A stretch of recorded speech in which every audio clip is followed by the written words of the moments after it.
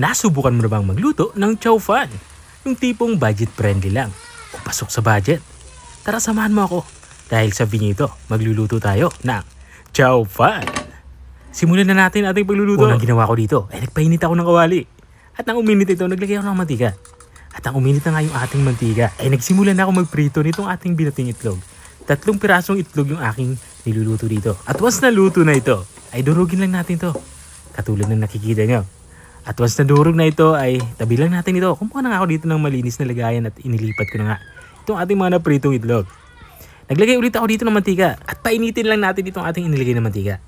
At once uminit na ito, magsimula na tayo mag-isa. Unang inilagay ko nga itong ating bawang. Susunod ko naman itong ating sibuyas. Parehas kong hiniwa ito ng maliliit, katulad na nakikita nyo.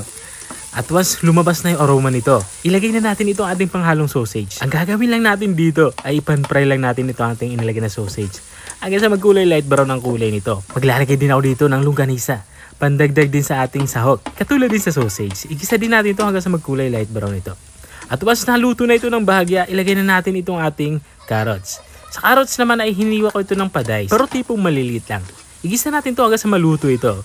At kung andyan ka pa rin at nanunood hanggang dito sa parte ng aking video, ibig sabihin na interesado ka sa aking niluluto. Baka pwede mo naman i-comment kung taga saan ka, para alam ko kung hanggang saan umabot ang aking video. Balik na tayo dito sa ating nilulutong ulam. At this point ay inilalagay ko na itong ating kanin. Naglalagay na din ako dito ng oyster sauce. Sinamahan ko na itong ating toyo. At bubudburan ko na din ito ng pamintang durog para naman may kaunting spicy na lasa.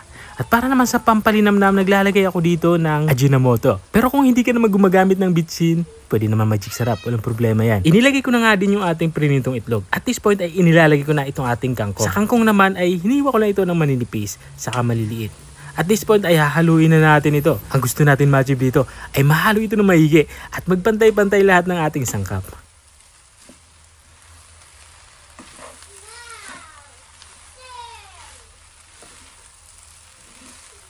Pero natin sa baba gusto magkakaroon. At once na nahalo na natin ito na maigi, ang gagawin ko naman dito ay tatakpan na natin ito kahit mga 1 minuto. Maluto lang ng tuluyan yung ating inilagay na kangkong. Makalipas ka na 1 minuto ay binuksan ko na nga ito. Dito naman sa parte ito ay pwede na natin ito i-serve. Pero bago natin ito i-serve, lagyan lang natin ito ng spring onion. Pero ito naman ay optional. Kung wala kayong spring onion ay okay lang naman, wag nyo nang lagyan. Ito na nga yung ating chow fan.